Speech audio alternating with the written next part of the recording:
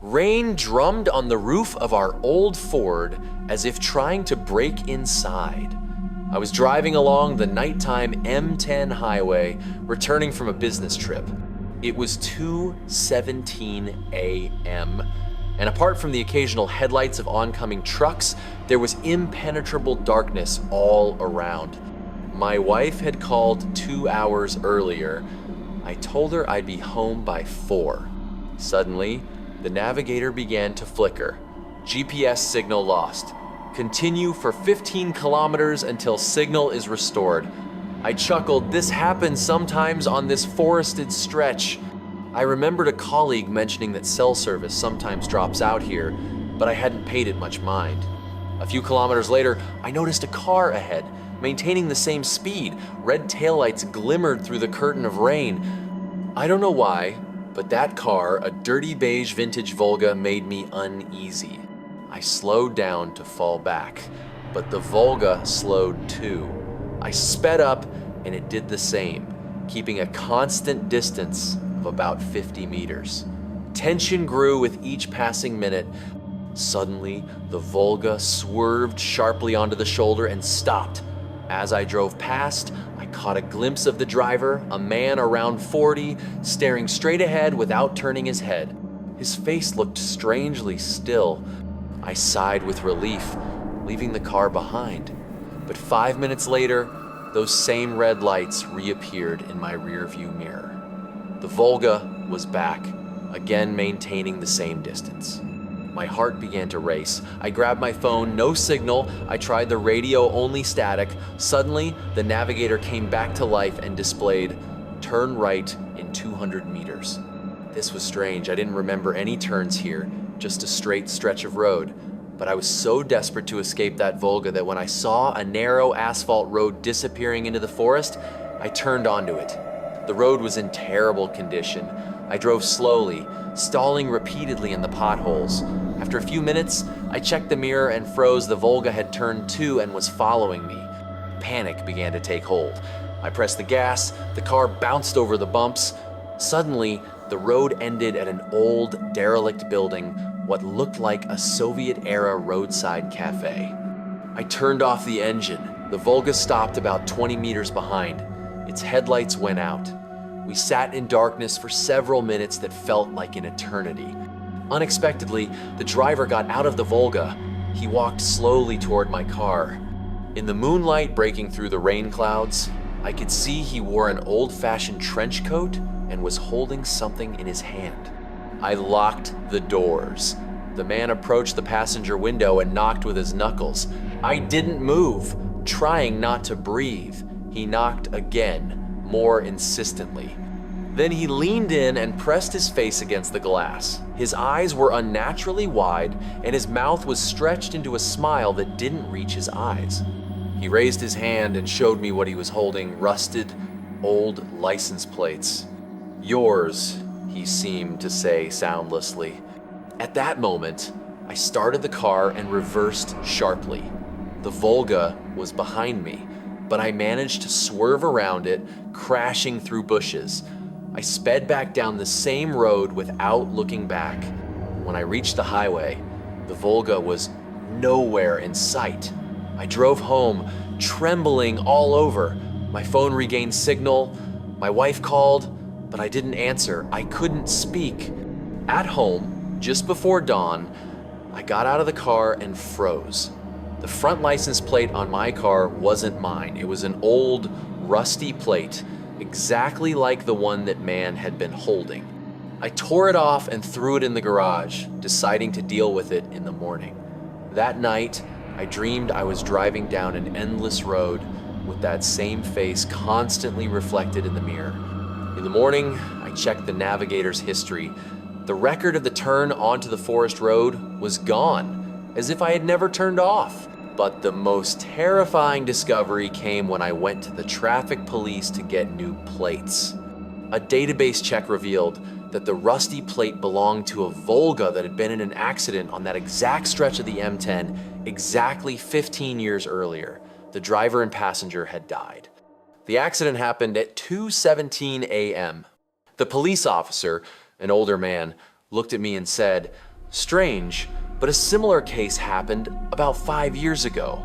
A guy came in with these same plates. Said he found them on his car after a night drive. He paused. A week later, he was found dead in his car on the side of the road. Officially, a heart attack. I walked outside, feeling cold sweat run down my back. Since then, I don't drive at night. But sometimes, when I come home late, I catch myself thinking I see distant red taillights in my rearview mirror, maintaining a constant distance. What do you think would have happened if I had rolled down the window that night?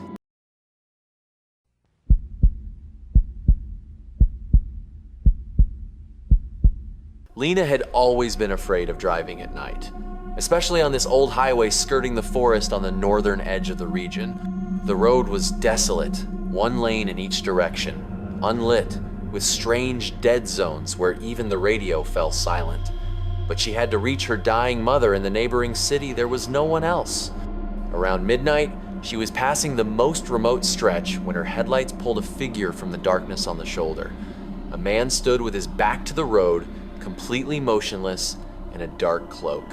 Something about his posture made Lena step on the gas. Instinct screamed, "Don't stop." 5 minutes later, again, the same man, the same pose. But she had driven over 10 kilometers without any turns. He couldn't be here. Her heart pounded anxiously. Lena grabbed her phone, no service. The third time, she saw him right in the middle of the road, facing her. His face wasn't visible, just a dark oval under the hood. She swerved sharply onto the shoulder, almost crashing into the trees. Passed by at the last moment, she thought the cloak seemed empty, nothing holding its shape. Then things got worse. Now, along the road, at regular intervals, stood the same motionless figures, all with their backs to the highway. They didn't turn, didn't move, but Lena felt their attention. The air in the car turned icy, even though the heater was on full blast. The windshield began to fog up, and then she saw writing emerging through the condensation. "Pull over." Her hands trembled. Suddenly, the engine died. The car, to her horror, glided smoothly to the shoulder and stopped opposite one of the silhouettes. Now she saw it just a few meters away, still standing with its back turned. And then it began to turn, slowly, unnaturally, like a mechanical doll. Lena clutched the ignition key, turning it over and over. Silence. She watched, unable to look away, as the figure completed its turn. Under the hood, there was no face. There was a curved, seemingly twisted at an unimaginable angle, empty space, and deep within it, the far shoulder of the road, where another identical figure stood, also already beginning to turn. The glass fogged up again, new writing, "Look." And Lena understood. They weren't looking at her, they were looking through her, at something behind. Something deep within the dark forest that this road led to. Something they couldn't look at directly. And she, an accidental, living lens caught in their aligned formation. They had used her to look. She heard a creaking. Dozens, hundreds of figures along the endless road were slowly turning their heads toward her.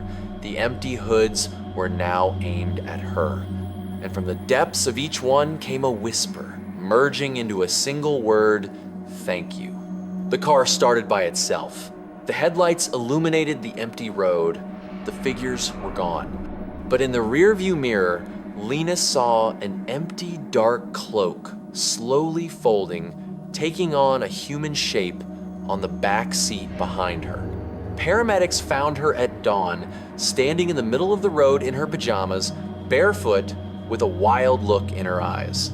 Her car was neatly parked 3 kilometers away, keys in the ignition. Inside, no one. Lena doesn't speak anymore. She just constantly, day and night, draws the same picture in a notebook. An endless road with hundreds of small figures lined up perfectly along the shoulders, their backs to the pavement. And in the middle of the road, a tiny car. And in that car's window, a face looking not at the road ahead, but backward into the car's interior with a silent scream. Her last drawing, found under her pillow, was different. In it, the figures are facing the road. Their hoods are raised. And from each one, in thin lines, the artist had written the same question, filling the entire page. What if they weren't looking through you, Lena? What if they were looking at you? And now they know how to find the way home?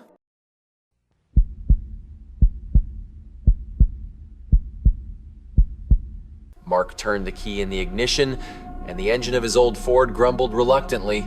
The clock on the dashboard read 23:47. Another 3 hours home if he didn't stop anywhere. He'd already regretted 10 times over agreeing to stay at work so late, but the deadline was absolute. The first 20 minutes of the drive were ordinary. An empty highway, rare oncoming headlights, the monotonous whisper of the radio drowned out by static. Mark flinched when the announcer suddenly issued an urgent warning for drivers on the M7 highway. Avoid the turnoff onto the Old Forest Road near the abandoned gas station. I repeat. Static drowned out the rest. Mark tapped the radio, but the sound didn't return. Damn antenna again, he muttered, turning off the noise. The fog began to appear out of nowhere. First a light haze, but within minutes, visibility dropped to 10 meters. Mark slowed down, peering tensely into the white shroud beyond the windshield. Suddenly, a shadow flickered in the fog. Something darted across the road. He slammed on the brakes, his heart hammering in his chest. A deer, must be, Mark tried to convince himself. But the shape of the shadow seemed unnaturally tall and thin. Continuing slowly, he noticed a faint light ahead. As he approached, he saw an abandoned gas station, the very one mentioned on the radio. Above the rusty roof, a neon sign flickered weakly. Welco E. The E blinked nervously, like a dying pulse. Mark was about to drive past when the engine stalled. Complete silence, broken only by a faint hiss from the radio. He tried to start the car again, no luck. Perfect, he sighed, stepping outside.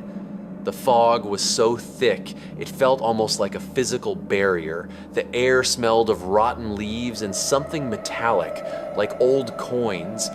Suddenly, a sound came from the fog, a faint child's laughter that froze the blood in his veins.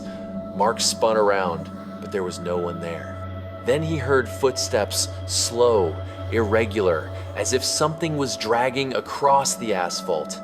"Who's there?" he shouted, trying to sound confident.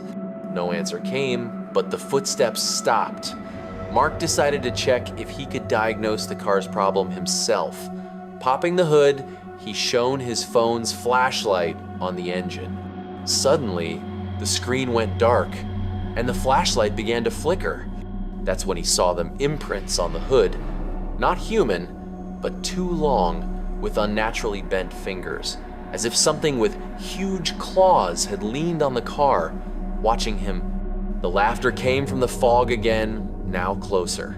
Mark scrambled back into the car, desperately trying to start it. On the third try, the engine roared to life. He slammed on the gas, not thinking about direction, just away from this place. In the fog, he spotted a turn he hadn't seen before, a narrow road leading deep into the forest. Above it hung a crooked sign saying exit. In a panic, he swerved onto it, thinking it was a way back to civilization. The road grew narrower, tree branches scraping the roof and sides of the car. Mark realized he'd made a mistake, but it was too late to turn around. Suddenly, in the headlights, he saw a figure in the middle of the road, tall, unnaturally thin, with long arms almost touching the ground. He hit the brakes, but the car didn't stop. It passed right through the figure, which dissipated like smoke. Mark was breathing heavily, looking in the rearview mirror. The fog behind the car began to thicken, taking shape dozens of the same thin figures, moving in a strange, stuttering rhythm. Ahead, a bridge over a dry riverbed appeared. On the bridge stood a woman in a white dress, her face hidden in shadow. She raised her hand, clearly asking him to stop. Mark, learning from bitter experience, instead pressed the accelerator. As he passed, the woman turned her head, and he saw her face empty, eye sockets, and a wide, unnatural smile stretched ear to ear. Past the bridge, the road suddenly ended, terminating at an old wooden barrier with a rusty sign reading "No Through Road." Mark jumped out of the car, realizing he was trapped. The figures were approaching through the fog, now visible more clearly, their limbs too long, their faces empty, their movements defying the laws of physics. He ran into the forest, stumbling over roots and gasping for the cold, thick air. The laughter now came from all sides, childlike, but with undertones of something ancient and evil. Ahead, he saw a light, the cozy yellow glow from a window of a small house. Mark ran to the door and started knocking. The door slowly creaked open on its own. Inside, a fireplace was lit, a teapot sat on the table, but the house was empty. On the table lay an open notebook with a single entry. They show the way to those who are lost. They lead you here, and they never let go. Mark heard footsteps on the porch, many footsteps. He rushed to the back door, but it was locked. The windows wouldn't open either, as if they'd been jammed shut. Through the glass, he saw them dozens of figures surrounding the house. They were slowly approaching, their empty faces now turned toward him. One of them walked up to the window and tapped a long finger on the glass. The glass webbed with cracks. Mark retreated deeper into the room, searching for any weapon. His gaze fell on an old emergency radio on a shelf. He turned it on. At first, there was only static, but then the voice of the same announcer broke through, repeating an emergency warning: avoid the turnoff onto the old forest road.